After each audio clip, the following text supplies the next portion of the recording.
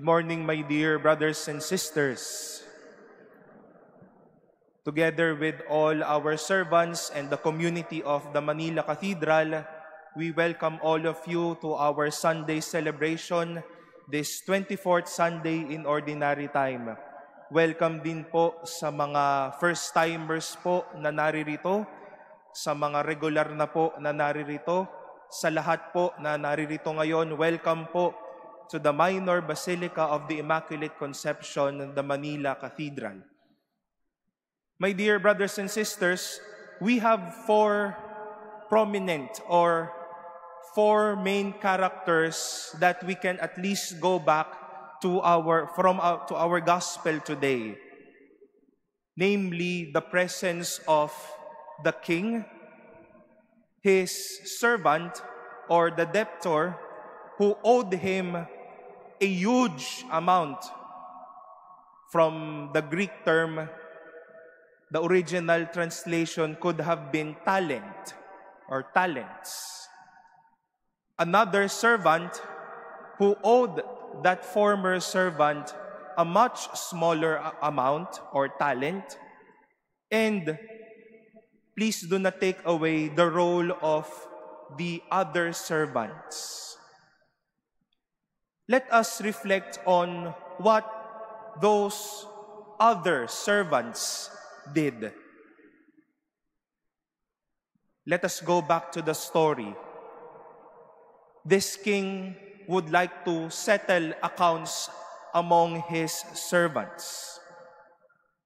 This servant who owed him a much bigger amount or talent cannot or would not have any ways to pay his king or his master.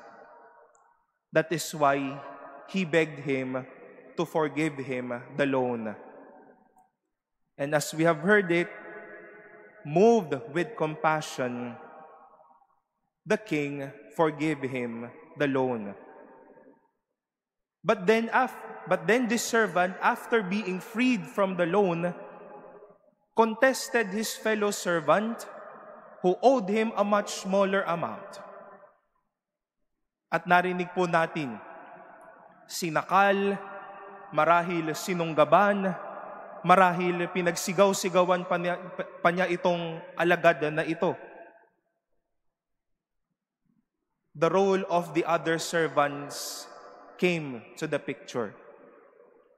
They saw what happened and were deeply disturbed. They ran to the master or to the king and reported what had happened. Notice that action, my dear brothers and sisters. They were deeply disturbed.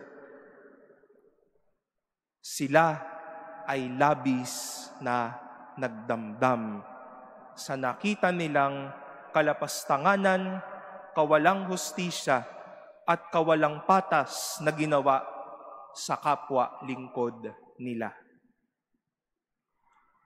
I would like to be straight and firm, my dear friends. More than experiencing all good things here and then, in one way or another, there will be injustices, unforgiveness, bitterness, war and strife, and all not so good things happening around. And the question, while all of these things are happening around us, at marahil kitang-kita na ito with and through our naked eyes, are we still disturbed when someone or something is hidden from us? Are we still disturbed when friends or loved ones are not anymore speaking to each other? Are we still disturbed when a friendship or relationship of ours or yours turned cold and won't mind bridging or making peace anymore?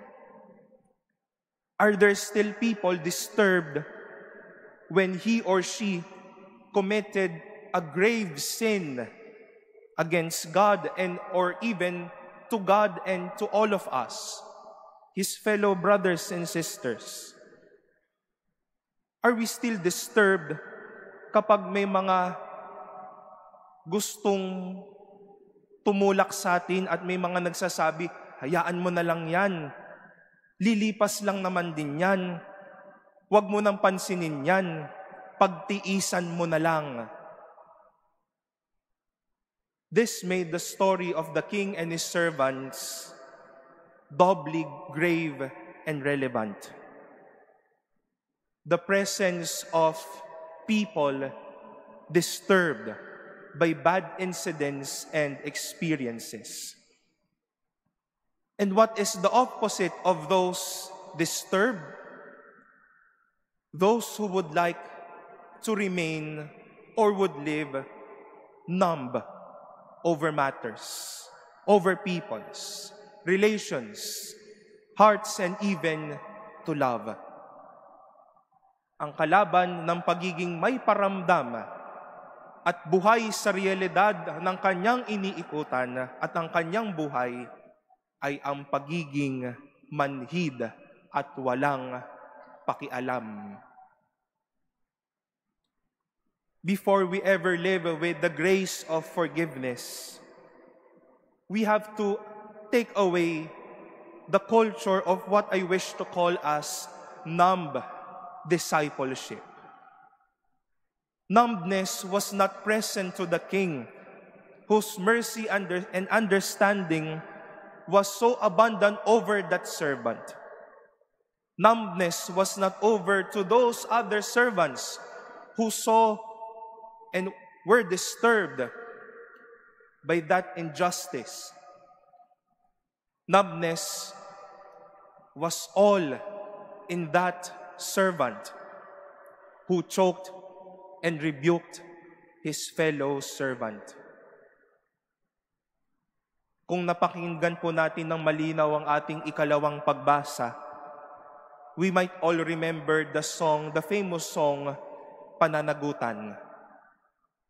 And there will be no true spirit of pananagutan if we won't take away numbness.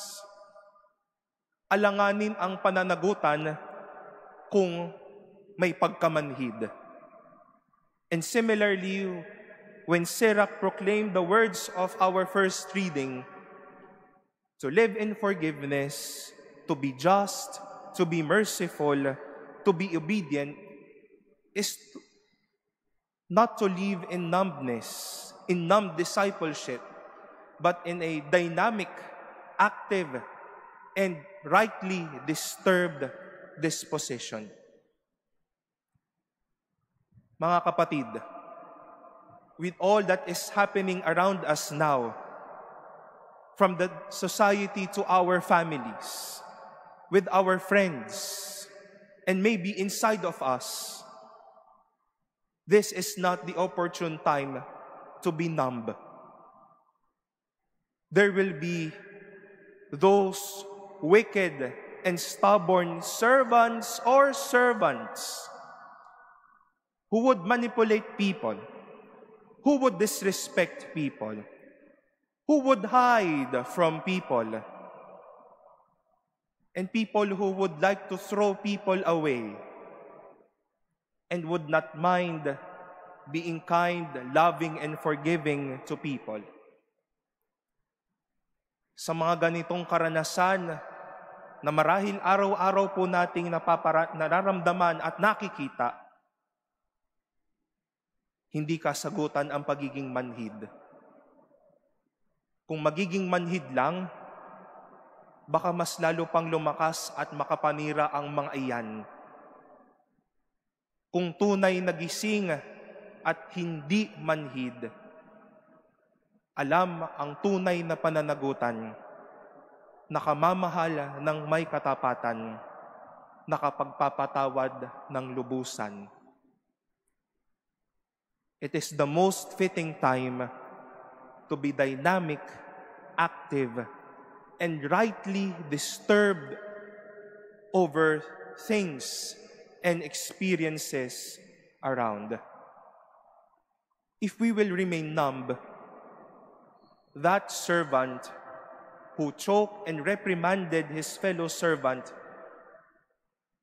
will always have the gold and will always be around us. Baka nag-e-enjoy yan, kakasakal at kakaaway kung nagbubulag-bulagan lang tayo at nananatili tayong manhid. My dear brothers and sisters, there may be body parts in us or around us that could turn numb because of sickness. But let us not allow numbness pass through our hearts and our very self.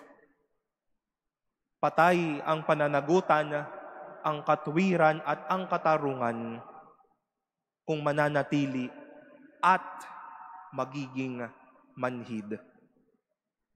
When rightly disturbed, there is hope for the better. There are chances to embrace. There will be a beautiful tomorrow to hope for. Forgiveness will be a gift to each and every one of us. Love for each other will be true for each and every one of us.